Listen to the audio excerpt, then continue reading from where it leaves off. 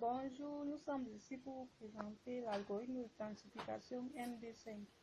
MD5 signifie Message Digest Fast en anglais, qui est une fonction de hachage cryptographique qui permet d'obtenir l'empreinte numérique d'un fichier, en l'occurrence avec une sortie de 128 bits. Cet algorithme a été inventé par Ronald Rivers en 1991. Salut. Le thème de notre travail s'articule sur l'algorithme d'authentification MD5. Qu'entend-on par algorithme d'authentification MD5? L'algorithme d'authentification MD5 est une fonction de hachage cryptographique qui permet d'obtenir de manière concrète l'empreinte numérique d'un fichier, en l'occurrence avec une sortie de 128 bits. C'est-à-dire, à partir de cet algorithme, quand un individu quelconque insère le bout de son doigt, il authentifie de manière concrète qu'il s'agit de l'individu précis qui avait eu à s'inscrire à partir de son bout de pouce. Donc, ça permet d'ouvrir la session proprement dite de l'individu en question. Bonjour chers amis, moi je réponds au nom de Brahim Dougar, matricule 17A 917. C'est juste pour parler de notre thème qui parle de l'algorithme de cryptage MD50. MD50 veut dire Message Digest 5 est une fonction de hachage cryptographique qui permet d'obtenir l'empreinte numérique d'un fichier. On parle souvent de messages.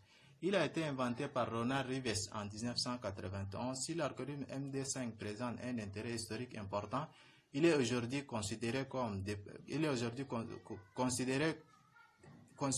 dépassé, absolument impropre à toutes les utilisations en cryptographie ou en sécurité. MD5 est une fonction de hachage cryptographique qui calcule à partir d'un fichier numérique son empreinte numérique, en l'occurrence une séquence de 128 bits ou 32 caractères en notation hexadécimale, avec une probabilité très forte de deux fichiers différents donnent des empreintes différentes. En 1991, Ronald Rivers améliore l'architecture de MD50 pour contrer les attaques potentielles qui seront confirmées plus tard par les travaux de Hans Doberting. 5 ans plus tard, en 1987, une faille qualifiée de grave, possibilité de créer les collisions à la demande et découverte, indique que MD50 devrait être mis de côté au profit de fonctions plus robustes comme SHA1. En 2004, une époque chinoise découvre que collision complète MD50 n'est donc plus considérée comme sûre au sens cryptographique. On gère maintenant d'utiliser plutôt les algorithmes tels que SHA 256, RIP et MD 162 ou Whirlpool. Cependant, la fonction MD reste encore largement utilisée comme outil de vérification lors des téléchargements et l'utilisateur peut valider l'intégrité de la version téléchargée grâce à l'empreinte. Ceci peut se faire avec un programme comme MD5 Zoom pour MD5 et SHA1 Zoom pour SHA1. SHA1, oui. Ma partie, c'est l'historique de MD5. Merci. Bonjour à tous, je m'appelle Paul Adam Charles, je suis étudiant en Master Slate, appartenant au groupe 2 de TPE. Si je suis devant vous, c'est pour parler de l'authentification MD5. Le MD5 pour message digest 5 est une fonction de hachage cryptographique qui permet d'obtenir l'empreinte numérique d'un fichier. On parle souvent de messages. C'était la première des choses à savoir sur le MD5. Donc nous allons donc parler du fonctionnement du MD5. Le MD5 fonctionne de la façon suivante. Le MD5 se base sur une fonction de compression F qui prend un bloc de message MI et une valeur S pour obtenir une empreinte de taille désirée. Un bloc de message, c'est quoi? Lorsque nous avons par exemple un message comment vous allez, par exemple, nous pouvons prendre le bloc de comment. À travers donc ce bloc, nous avons donc prendre ce bloc de message. Nous allons prendre ce bloc de message et une valeur S pour obtenir une empreinte de taille désirée. MI est un bloc de message. Lorsqu'on a dans ce bloc de message, on peut le nommer MI. I allant de 1 jusqu'à N. Donc, on peut avoir par exemple M1, on peut avoir plusieurs blocs de M1, M2, M3, M4 jusqu'à Mn. Et chaque bloc pèse 512 bits et S contient 160 bits. À l'initialisation, donc, au départ, le message est découpé. Donc, au départ, lorsque nous avons notre message, il est découpé en T plus 1 bloc de 512 bits. Donc, chaque bloc fait 512 bits avec éventuellement un rembourrage de S0 afin d'atteindre la taille adéquate. Donc, sans ça, on ne peut pas atteindre la taille adéquate. La taille S0 est initialisée à une constante choisie. Donc, on choisit une constante au hasard. On choisit et une constante, c'est une valeur qui est toujours qui n'est pas modifiée pendant le processus. Une fois que nous l'avons fait, nous avons découpé notre message en blocs en plusieurs blocs. Maintenant, pour chaque bloc, alors, pour chaque bloc, nous avons donc découpé notre message en plusieurs blocs. Pour chaque bloc, I ici va de 1 jusqu'à T plus 1, puisque nous avons découpé notre message en T plus 1 bloc. Donc pour chaque bloc I, on calcule la fonction, on calcule donc la fonction SI.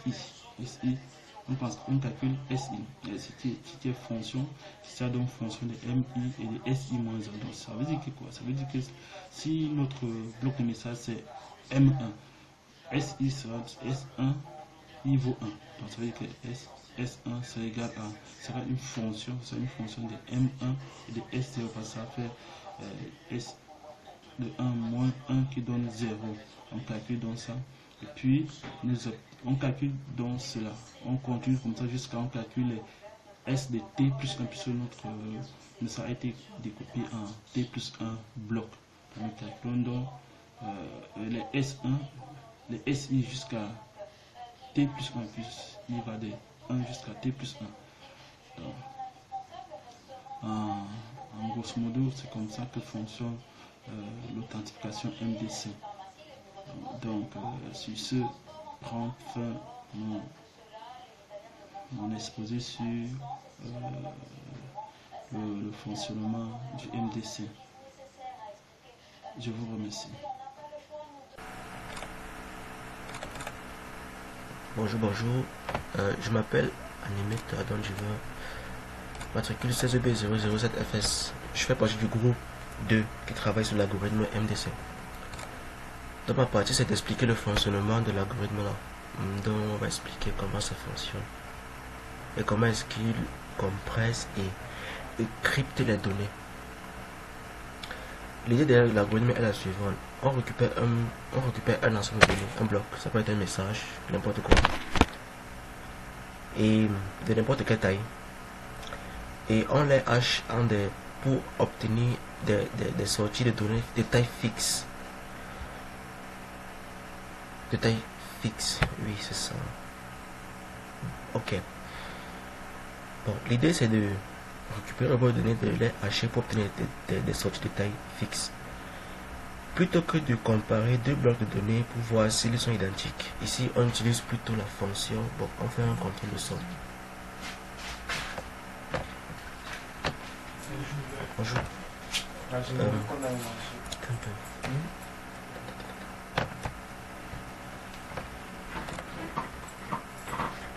Ensuite, voilà comment c'est censé fonctionner. On a un ensemble, on récupère le message. On récupère le message qu'on découpe en un nombre de blocs. On les découpe en blocs de 512 bits. De 512 bits qui peuvent être, bon, on les découpe en 16 mots de 32 bits chacun. de telle sorte à obtenir un message de 128 bits à la sortie.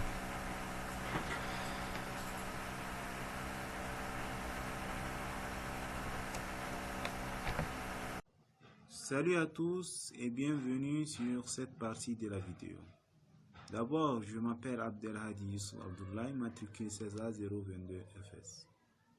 Sur cette partie de la vidéo, nous allons parler de la vulnérabilité du MD5. Le MD5 est une fonction qui permet de déterminer l'empreinte numérique de toute donnée numérique. L'essentiel de ce qu'on peut comprendre par sa vulnérabilité, c'est que c'est une fonction qui produit 128 bits, soit 32 caractères.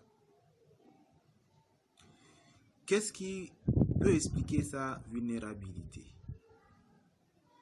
Pour comprendre sa vulnérabilité, nous allons nous appuyer sur un exemple plus pratique.